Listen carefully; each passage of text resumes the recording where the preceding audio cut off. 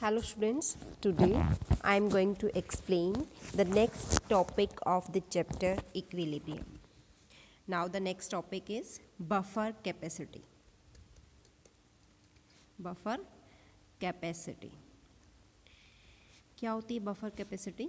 Buffer capacity is the number of moles of acid or base added in 1 liter of solution to change the pH by unity. Okay, it means it is denoted by phi, that is equal to number of moles of acids or base added to 1 liter of buffer. 1 litre buffer में हम कितने number of moles acid और base के add करते हैं divide by change in pH. उसकी जो pH होती है वो चेंज होती है यूनिट ए से, divide by change in pH. तो by the help of this formula we can easily find out the buffer capacity. Okay, now what is the application of buffer? Application of buffer solution. Point number 1. First, normal pH of our blood, that is 7.4. ठीक है, that is 7.4. So this pH is maintained by the buffer action. Okay, और ये pH दो buffer solution से हम इसको maintain कर सकते हैं. First is buffer of carbonic acid H2CO3 plus NaHCO3. Okay, इसको बोलते हैं carbonic acid. Okay, sodium hydrogen carbonate. Second जो आपका है बफर, ये तो फर्स्ट बफर है. सेकेंड बफर है बफर ऑफ फॉस्फोरिक एसिड, जैसे H2PO4 नेगेटिव और HPO4 2 नेगेटिव. ओके, इसको बोलते हैं हम बफर ऑफ फॉस्फोरिक एसिड. तो बेटा इनसे हम क्या कर सकते हैं, बफर को आसानी से मेंटेन कर सकते हैं, बफर की पीएच को हम मेंटेन कर सकते हैं. देखो, हमारे ब्लड की नॉर्मल पीएच 7.4 है. चाहे हम कितनी ही स्पाइसेस का फूड जो है ले सकते हैं, लेकिन हमारे ब्लड की पीएच में कोई चेंज नहीं आता. मीन्स वो क्या रहती है, कांस्टेंट रहती है. Okay, same in this case of buffer, चाहे हम एसिड डालें चाहे हम बेस डालें, लेकिन पीएच में कोई भी चेंज ना आए, this is called as the buffer solution. Okay, now next is point number second. देखो बेटा, पॉइंट नंबर सेकेंड कहते हैं अमोनियम क्लोराइड और अमोनियम हाइड्रोक्साइड, ये दो हैं. ये भी क्या है, एक बफर है. इस बफर को हम कहाँ यूज़ करते हैं? This buffer is used for the precipitation of hydroxide ion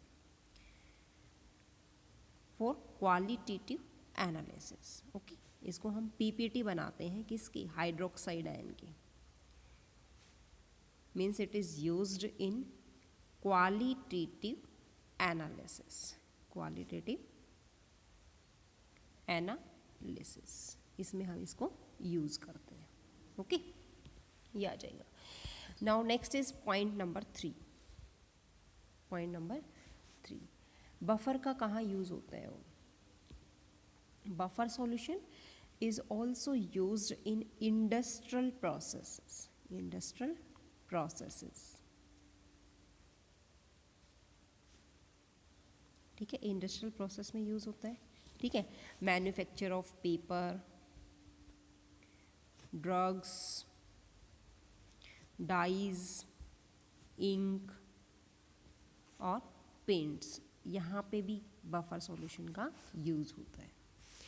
now point number 4, buffer solution is also applied for the digestion process of the food. Okay, तो डाइजेशन प्रोसेस में भी बफर का use होता है, digestion process of food. Okay, now fifth point, buffer solution is also used as a preservatives of food. This is also used as a preservatives of food. Food को preserve करने में, fruits को preserve करने में भी buffer solution का use होता है. Okay. Now point number 6, buffer solution can also be used for the preservation of many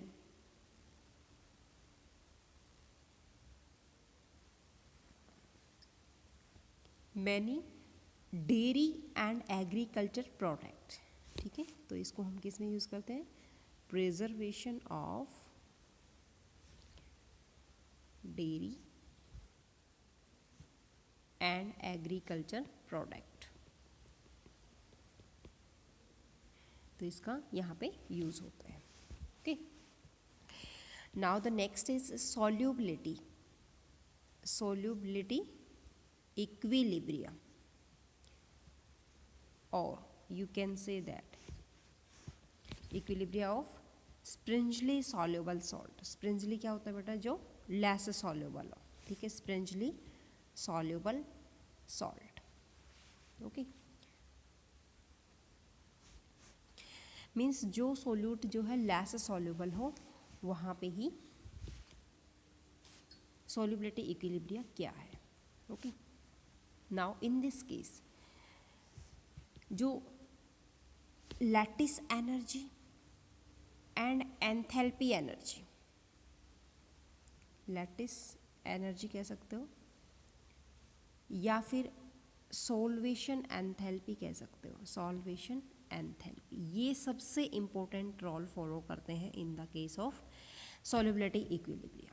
Okay, they play the very important role in deciding the solubility of the salt in a particular solvent. Okay, for a salt to be able to dissolve in a particular solvent, its solvation enthalpy that is much higher than the lattice enthalpy. ठीक है, इसमें जो solvation है वो आपका क्या होता है? हमेशा ज़्यादा होती है. सॉल्वेशन जो एंथैल्पी होती है that is solution enthalpy is या energy is greater than lattice energy. Okay. तो इस केस में ऐसा क्यों होता है? क्योंकि जो आयन सोलवेंट इंटरेक्शन है, यहाँ पे जो आयन और सोलवेंट की जो इंटरेक्शन होती है बेटा, वो क्या होती है? ज़्यादा होती है as compare to the interaction between the ions. Okay.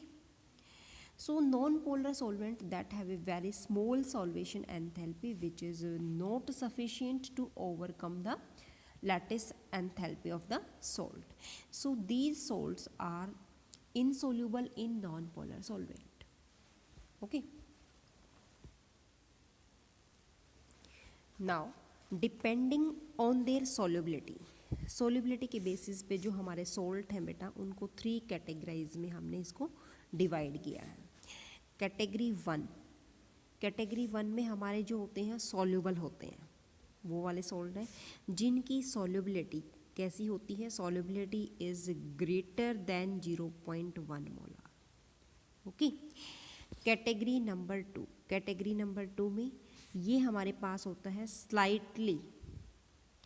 Slightly soluble. ये स्लाइटली सॉल्युबल होता है, जिनको हमने कहाँ रखा है? 0.01 मोलार से इसकी सॉल्युबिलिटी लेस होती, सॉल्युबिलिटी ज़्यादा होती है as compare to 0.01 molar. Okay. And it is, ये भी ग्रेटर होती है 0.1 मोलार की जो सॉल्युबिलिटी होती है, ये ग्रेटर होती है सबसे ज़्यादा, फिर solubility and after that 0.01 molar solubility. Okay. Now category number 3 होता है बेटा स्प्रिंजली सॉल्युबल.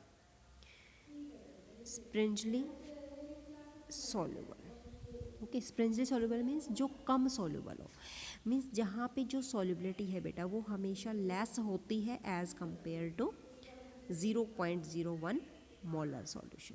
ओके. तो हमें ये देखना है फर्स्ट केस में सोल्यूबल कब होगा हमारा सॉल्ट? जब सोल्युबिलिटी ज़्यादा होगी 0.1 मोलर से. सेकेंड केस में स्लाइटली सोल्यूबल होता है जब हमारी जो सोल्युबिलिटी है वो 0.1 मोलर ग्रेटर होती है एज कंपेयर टू सोल्युबिलिटी ठीक है, ये होता है। स्प्रिंजली सोल्यूबल सॉल्ट में कब होती है, जब बेटा हमारी सोल्युबिलिटी 0.01 मोलर से भी ज़्यादा होती है। ओके, ये आता है। नाउ अब हम बात करते हैं सॉल्युबिलिटी प्रोडक्ट कांस्टेंट की। Okay, solubility product constant. Okay, solubility product constant क्या होता है, कैसे मेजर करते हैं इसे? सबसे पहले बेटा सॉल्युबिलिटी को आप एस से डिनोट करते हो। क्या होता है S? It is the concentration of the substance in a saturated solution. Means किसी भी सब्सटेंस की जो कंसंट्रेशन होती है सैचुरेटेड सॉल्यूशन में, उसको हम क्या बोलते हैं? सॉल्युबिलिटी बोलते हैं। ठीक है, उसको हम क्या बोलते हैं? सॉल्युबिलिटी बोलते हैं, कंसंट्रेटेड सॉल्यूशन में। इसकी जो सॉल्युबिलिटी की वैल्यू होती है, दिस वैल्यू डिपेंड ऑन, ये किस पे डिपेंड करती है बेटा? It depends on the nature of solvent. First point, nature of solvent, हमारे सॉल्वेंट का नेचर कैसा है। और सेकंड क्या है कि जब सॉल्युबिलिटी चाहिए तो उसके लिए हम टेम्परेचर भी मेजर करते हैं, तो it depends on nature of solvent and temperature, ये दोनों पे ही डिपेंड होता है। ओके, सपोज मैं एक सॉल्यूशन लेती हूँ, consider the saturated solution of sparingly soluble electrolyte. मैंने ए बी लिया, कोई भी इलेक्ट्रोलाइट, ये सॉलिड फॉर्म में है बेटा। सॉलिड फॉर्म में जब ये कन्वर्ट होता है, ये अभी अनआयनाइज्ड डिजॉल्व हो रहा है। मीन्स अभी ये आयंस में नहीं टूटा, अभी ये अनआयनाइज्ड है, अनआयनाइज्ड डिजॉल्व, ये डिजॉल्व होता है। ओके, तो ये किस में टूट जाता है? ये टूटता है A+ और B- में। ओके, अब क्या हुआ बेटा? ये आयंस में टूट गया। ओके, किस में टूट गया? आयंस में ब्रेक डाउन हो गया है। ठीक है, तो according to law of mass action, now according to law of mass action, तो यहाँ पे मास एक्शन अप्लाई करते हैं। ये क्या कहता है कि इसमें जो हम K की वैल्यू निकालते हैं बेटा, K की वैल्यू निकालते हैं, दैट इज इक्वल टू, ये किसके इक्वल होती है? Concentration of product A+ into B- divide by AB। Okay, तो हमारा जो सॉल्यूशन है वो सैचुरेटेड होगा। कब होगा हमारा सॉल्यूशन सैचुरेटेड? जब concentration of un-ionised salt means AB की कंसंट्रेशन क्या रहेगी? कांस्टेंट रहेगी, तो हमारा सॉल्यूशन सैचुरेटेड बनेगा। Means concentration of AB that is constant, और इसको हम क्या मान लेंगे बेटा? ये K' के इक्वल मान लेंगे। ठीक है, तो हम क्या कह सकते हैं? तो A+ B- that is equal to K'। इसको क्रॉस, यहाँ पे हमने K' मान लिया, इसको इसके साथ क्रॉस मल्टीप्लाई किया तो ये इसके इक्वल आ गया। ओके, तो इसको हम क्या मान लेंगे? K' that is equal to KSP। Okay, now KSP is equal to A+ into B-. Okay, so this KSP, this is called as the solubility product. इसको हम क्या बोलते हैं? solubility product बोलते हैं। Okay,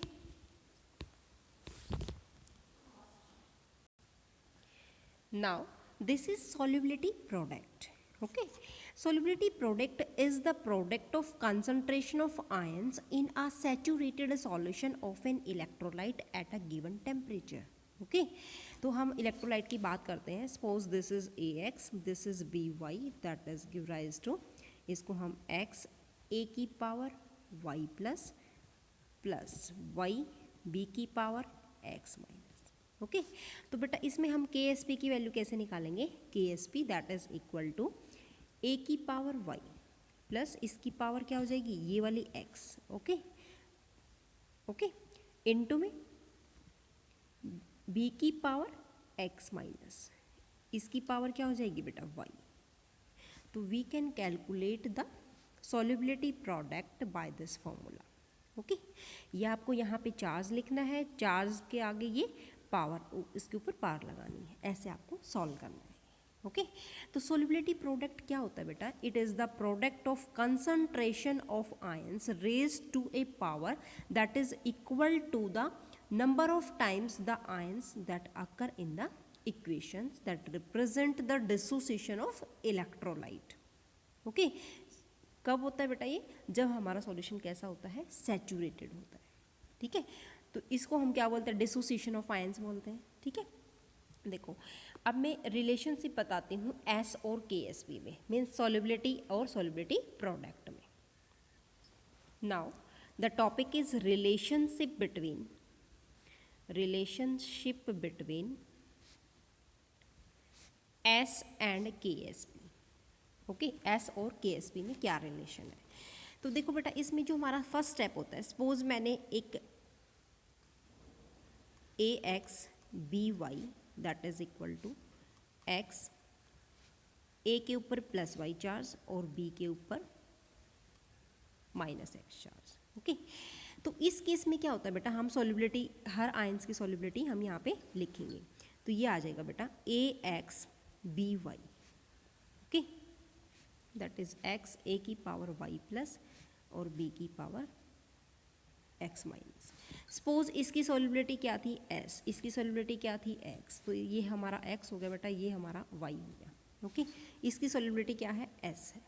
ठीक है, तो अब हम क्या लिखेंगे? ये तो स्टेप नंबर फर्स्ट में हमने क्या लिखा? हमने इलेक्ट्रोलाइट को आयंस में डिसोसिएट किया. ठीक है, सेकेंड स्टेप में क्या कहते हैं बेटा? अब हम हर आयन की सॉल्युबिलिटी को रखेंगे. ठीक है, थर्ड स्टेप में क्या है बेटा कि अब हम के एस पी की वैल्यू निकालेंगे. K S P that is equal to A की पावर वाई प्लस, इसकी एक्स हो जाएगी बेटा, बी की पावर एक्स माइनस इसकी पावर वाई हो जाएगी. ओके, तो ये किसके इक्वल है बेटा? एक्स एस के, इसकी पावर एक्स है. ये किसके इक्वल है बेटा? वाई एस, इसकी पावर कितनी है? वाई. ओके, नाउ इस इक्वेशन को बेटा अब हम सोल्व करेंगे. सोल्व करेंगे तो ये आ जाएगी K S P that is equal to X की पावर एक्स और वाई की पावर वाई. ओके, और एस क्या बनेगा हमारे पास? X plus Y. ओके, ये बन जाएगा.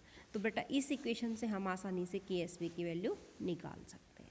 ओके, देखो बेटा अब मैं एक एग्जांपल लेती हूँ. सपोज जैसे आपने ये हमने जो जनरल इक्वेशंस है वो लिखी हैं, वैसे ही हम इसकी इक्वेशंस लिखेंगे. सपोज मैं एक एग्जांपल लेती हूँ AZ2CO3.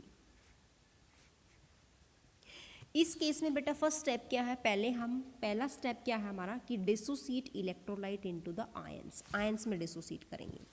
तो बेटा मैं भी फर्स्ट स्टेप करती हूँ यहाँ पे फॉलो. ये आएगा 2Az plus ions plus CO3 2 minus ions. Okay, step number second में मैं क्या करूँगी? Right the solubility of each ions. Her ions की सॉल्युबिलिटी लिखूँगी.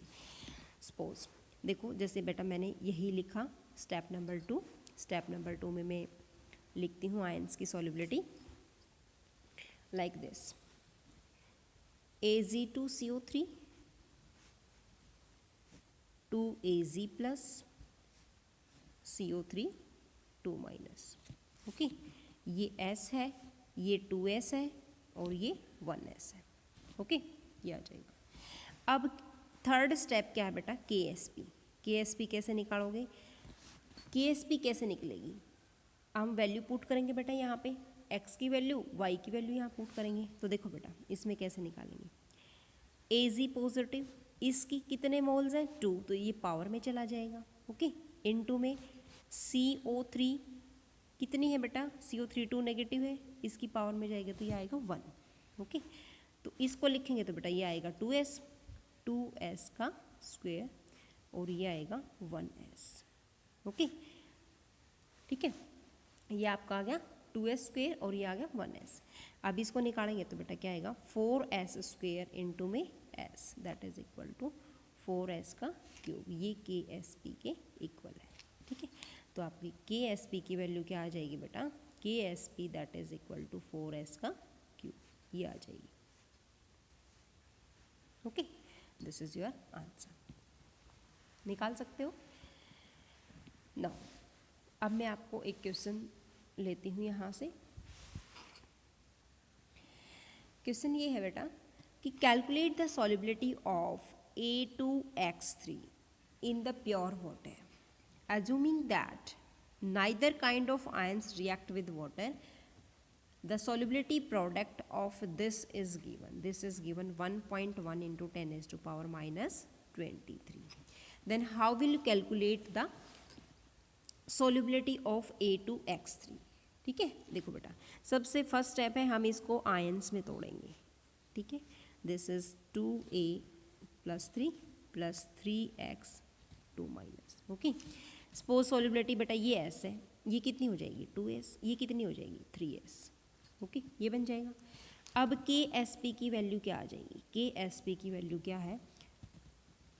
A की पावर 3 है बेटा, इसका स्क्वायर, X की पावर 2 नेगेटिव है, इसका क्यूब. ठीक है, ये किसके इक्वल है? 1.1 into 10 raised to power minus 23. ये आ जाएगा. ठीक है, अब देखो भाई, ये कितना है? 2S का होल स्क्वायर, ये कितना है? 3S का होल क्यूब. ठीक है, इसको करो बेटा, 4S स्क्वायर इंटू में 3 3 जा 9 3 जा 27S का क्यूब. तो ये क्या आ जाएगा बेटा? आपका आंसर क्या आएगा यहाँ पे? दिस इज 108S का क्यूब. ये किसके इक्वल है? This is equal to 1.1 into 10 raised to power minus 23. यहाँ से बेटा S की वैल्यू निकालेंगे. S क्या है? सॉल्युबिलिटी. अब S की वैल्यू कैसे निकालेंगे? देखो, अब S की वैल्यू क्या आ जाएगी बेटा? S की वैल्यू क्या है? 3 और 2 5 है यहाँ पे. ठीक है, this is equal to 5S का क्यूब. अब ये कैसे निकालेंगे? S5 that is equal to 1 into 10 raised to power, इसको 1.1 into 10 raised to power minus 23 divide by 108. ये आ गया. इसको करेंगे तो ये आ जाएगा हमारे पास 1 into 10 raised to power minus 5 moles per liter. Okay, ये आपका आंसर आ जाएगा. ये हमारे पास S की वैल्यू आ जाएगी बेटा. ठीक है, पावर हटा के तब वैल्यू आएगी ये हमारे पास. और इससे पहले जो है ये S की पावर 5 है, दैट इज इक्वल टू, ये किसके इक्वल है? This is equal to 1 into 10 raised to power minus 25 के इक्वल आएगी. ठीक है, अब इसको सॉल्व करेंगे बेटा, तो ये पावर इधर चली जाएगी, ये 1/5 टाइम्स हो जाएगी. ठीक है, S की वैल्यू यहाँ से निकलेगी 1 into 10 raised to power minus 25 into 1/5. तो इसको काटोगे बेटा, ये 5 आ जाएगी और ये आपका आंसर आ जाएगा. Okay, this will be the answer. Now, the next topic is how will you predict the precipitate formation? Predicting precipitate formation from KSP. Precipitate formation from KSP. ओके, देखो बेटा, इक्विलिब्रियम पे क्या होता है? At the state of equilibrium, at equilibrium KSP value किसके equal है? KSP is equal to QSP. KSP किसके इक्वल है बेटा? QSP के इक्वल है. अगर इनमें से किसी भी आयन की कंसंट्रेशन इक्विलिब्रियम में प्रेजेंट नहीं है, it means not equilibrium is exist between these ions, then QSP is not equal to KSP. Okay, now अगर हमारे पास QSP KSP के इक्वल होगा, then the reaction will move in required direction, कि भाई फॉरवर्ड जाएगी, बैकवर्ड जाएगी, उसी डायरेक्शन में हमारी रिएक्शन मूव करेगी. ओके, अब जो वैल्यू होती है बेटा Q की, Q क्या है? Q is the ionic product, ionic product. Okay, and KSP, ये दोनों ही वैल्यूज आपकी बहुत ही हेल्पफुल होती हैं कि whether the precipitate is formed और नॉट. ठीक है, कि PPT जो होते हैं वो फॉर्म्ड होते हैं या नहीं होते, फॉर्म्ड और नॉट उस पर डिपेंड करती है. ओके, अब हमें देखना है बेटा, सपोज हमारे पास ये वैल्यू है, अगर हमारे पास Q value is, case number 1, Q value is greater than KSP, then the PPT is occur, अगर PPT बनेंगे. ठीक है, Q value means ionic product ज़्यादा है तो हमारे PPT मीन्स प्रेसिपिटेट आसानी से बन जाएंगे. If second case, if the Q value is less than KSP means solubility product से हमारी सॉल्युबिलिटी प्रोडक्ट की वैल्यू ज़्यादा है, किससे? आयनिक प्रोडक्ट से, तो हमारे पास पीपीटी नहीं बनेंगे। No precipitate is formed. Okay, no precipitate will be formed. Point number 3, अगर हमारे पास आयनिक प्रोडक्ट सोल्युबिलिटी प्रोडक्ट के इक्वल है then the reaction will at equilibrium. तो हमारी जो रिएक्शन है वो किस पे होगी बेटा? This will be present in equilibrium form. Okay, ये बन जाएगा आपका, कर सकते हो। Now the next is